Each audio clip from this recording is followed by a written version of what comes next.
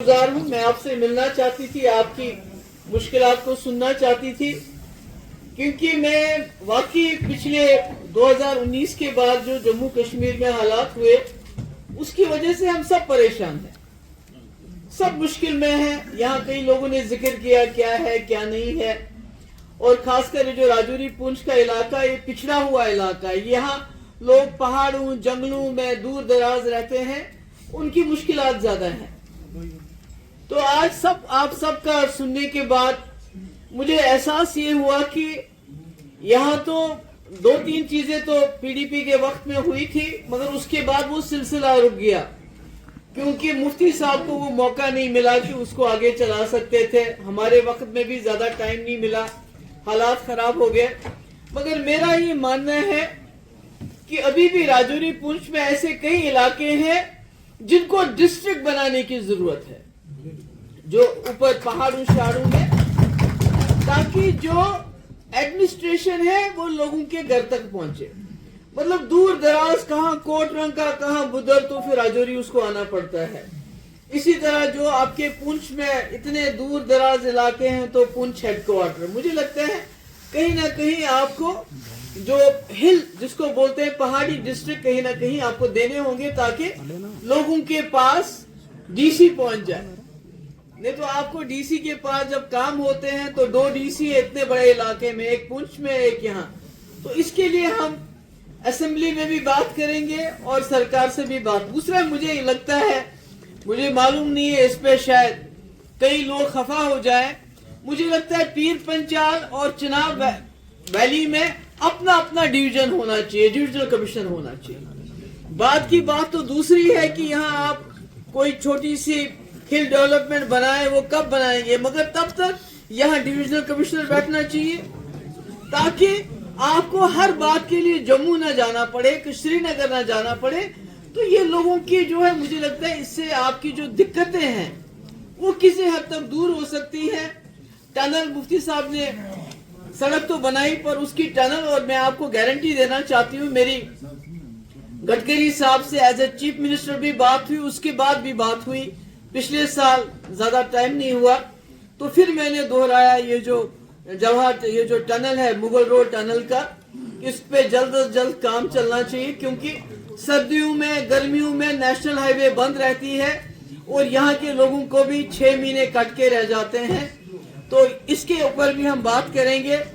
यहाँ लोगों ने बेरोजगारी की बड़ी बात की। देखिए, सरकारी नौकरियां कितनी भी हो बड़ा मुश्किल है, मगर चूंकि ये बॉर्डर का इलाका है और दूर है, कटा हुआ है, पिछड़ा हुआ इलाका है, तो यहाँ मेरी गुजारिश तो यही होगी डिफेंस मिनिस्ट्री से कि यहाँ बीएसएफ हो, सीआरपीएफ हो, आर्मी हो, यहाँ एक स्पेशल भर्ती होनी चाहिए। आप लोगों को याद होगा जब मुफ्ती साहब होम मिनिस्टर थे तो यहाँ भर्ती की गई थी, स्पेशल भर्ती की गई थी। ये हम इनसे डिमांड करेंगे। मैंने कई लोगों से ये बात की थी कि जो छोटे छोटे नौजवान हैं, मुझे बड़ा अच्छा लगा, उस बच्चे को मैंने डांटा पर उसने बातें बहुत अच्छी की। मैं आप सबसे भी दोबारा दोहराना चाहती हूँ, घरों के अंदर अपने बच्चे जो है आपके, उनके साथ अपनी जबान में बात करो।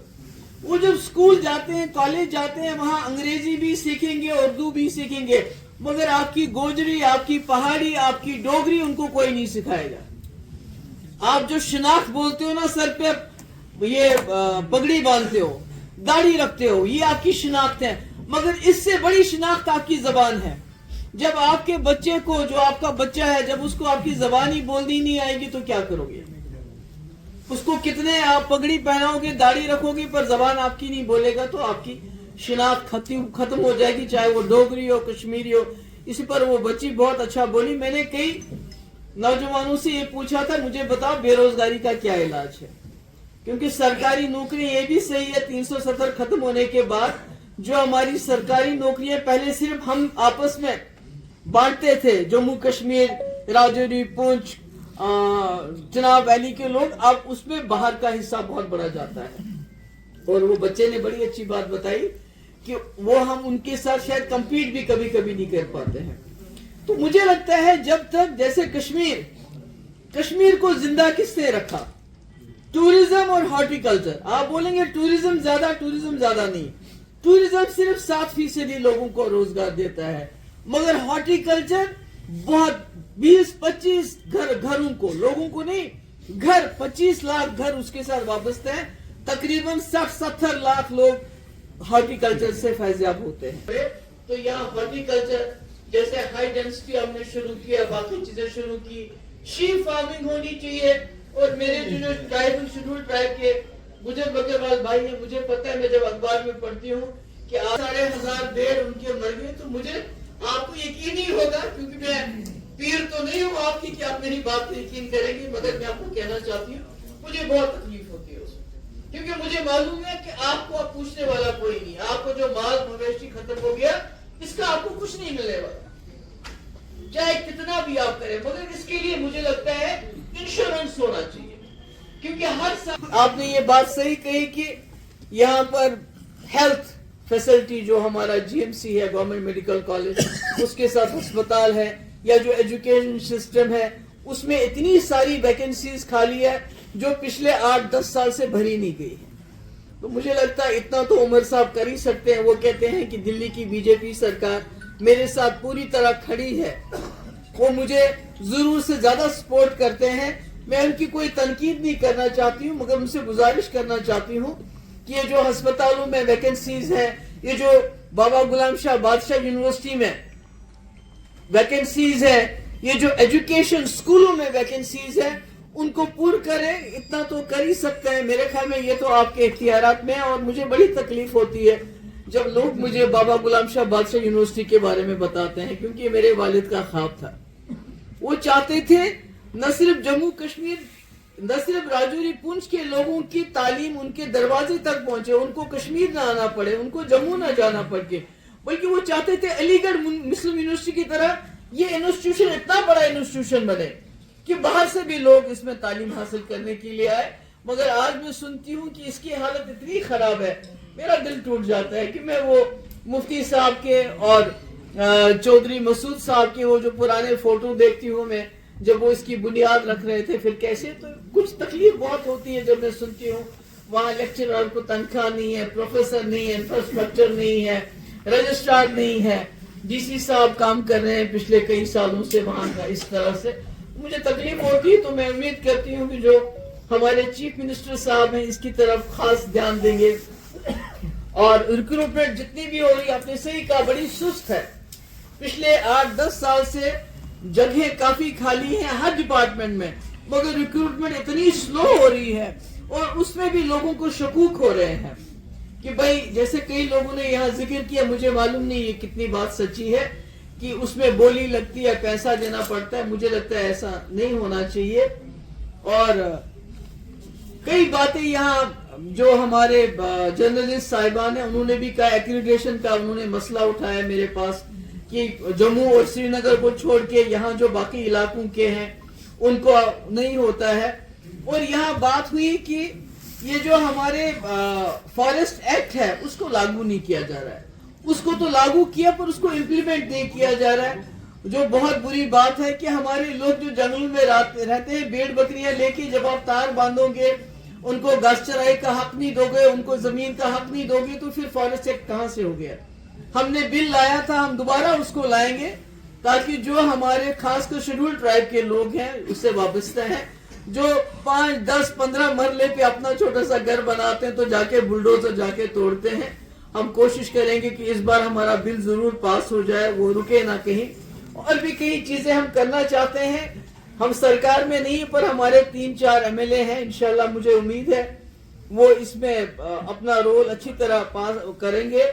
और आपने यहाँ लॉ यूनिवर्सिटी का जिक्र किया।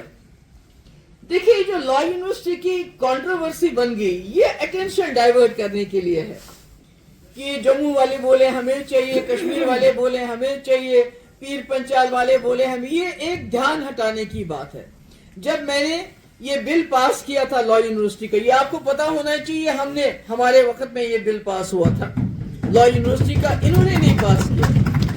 तो हमारा ख्याल था कि हम इसमें रिजर्व रखेंगे 1% जम्मू कश्मीर के स्टूडेंट्स के लिए, ताकि ये भी बाहर के लोगों की नजर ना हो जाए। आप देखिए, हमारे पास IIM है, IIT है, NIT है, اس میں بتائیے راجوری پونچھ کے کتنے لوگ جاتے ہیں؟ کون جاتا ہے؟ کیونکہ آپ کے پاس جب ریزرویشن ہی نہیں ہے، باہر کے لوگ آتے ہیں، وہ زیادہ کمپیٹ کر پاتے ہیں، ان کو ملتا ہے. اور جہاں ہمارے بچے کمپیٹ کرتے ہیں جیسے شری ماتا ویشنو دیوی، تو اس کو کالج کو ہی بند کر دیا کیونکہ ہمارے بچے وہاں نیٹ کے ذریعے آ گئے.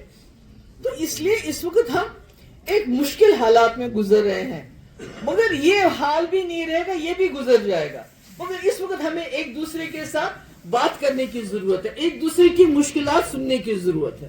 جیسے میں آج آئی آپ کی مشکلات، مجھے لگتا ہے جب ڈاکٹر کے پاس جاتا ہے انسان، آدھا درد تو کم ہو جاتا ہے جب ڈاکٹر کو اپنی تکلیف بتاتا ہے. تو ہمارے ہاتھ میں سب کچھ نہیں ہے، مگر کبھی کبھی آواز میں طاقت ہوتی ہے. جو مسئلے مسائل ہیں ہم ان کو اٹھائیں گے، یہاں بھی اٹھائیں گے. اگر دلی میں بات کرنی پڑے ان سے بھی کریں گے، یہاں کی سرکار سے بات کرنی پڑے گی ان سے بھی کریں گے، ایل جی سے بات کرنی پڑی ان سے بھی بات کریں گے. کوشش کریں گے کہ آپ جن مسئلے مسائل کی آپ نے بات کی، بدل شپیا روڈ کی بات کی، وہاں لورن ٹنگمرگ بھی مفتی صاحب نے شروع کروایا تھا. تو میں کہتی ہوں یہ زیادہ سڑکیں بھی مت، زیادہ زور مت دیجئے زیادہ سڑکوں پہ بھی، کیونکہ اس میں لاکھوں پیڑ بھی کٹ جاتے ہیں. آپ کا اگر ٹنل بن جاتا ہے وہ بہت اچھی بات ہے، بدل شپین اس میں زیادہ نہیں ہے، لورن اور دوسرا یہ جو آپ ٹرین کی بات کر رہے تھے بڑا نقصان ہوتا ہے. ابھی وہ کہہ رہے ہیں پہلگام ٹرین لے کے جائیں گے، ابھی وہ کہتے ہیں پلوامہ سے ٹرین لے کے جائیں. تو وہاں جو کشمیر کے لوگ ہیں اس وقت سر پکڑ کے رو رہے ہیں کیونکہ ان کے لاکھوں سیب کے پیڑ، بادام کے پیڑ کٹ رہے ہیں. روزگار تو وہی ہے نا، اگر آپ کا یہاں ہارٹیکلچر آ جائے گا تو یہاں کے گھر میں اگر 2 نوجوان ہیں کم سے کم ایک کا روزگار کا مسئلہ حل ہو جائے گا. تو اس طرح سے یہ ترقی اچھی چیز ہے، مگر ترقی should not be at the cost of development. آپ کے کاسٹ پہ نہیں ہونا چاہیے. یہاں ٹورزم کا بڑا اچھا سکوپ ہے.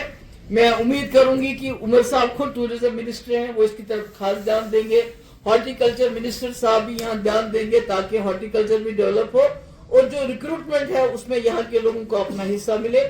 میں پھر سے خاص کر جو بچے آئے تھے مجھے اچھی لگتی ہے یہ جو چھوٹے چھوٹے لڑکے لڑکیاں بات کرتے ہیں کیونکہ ان کے پاس نئے خیالات ہوتے ہیں. ان کو سننا مجھے بہت اچھا لگتا ہے. آج زیادہ لوگوں کو موقع نہیں ملا. میں آپ کی بہت شکر گزار ہوں. میں نے آپ کی تمام باتیں جو ہیں نوٹ کر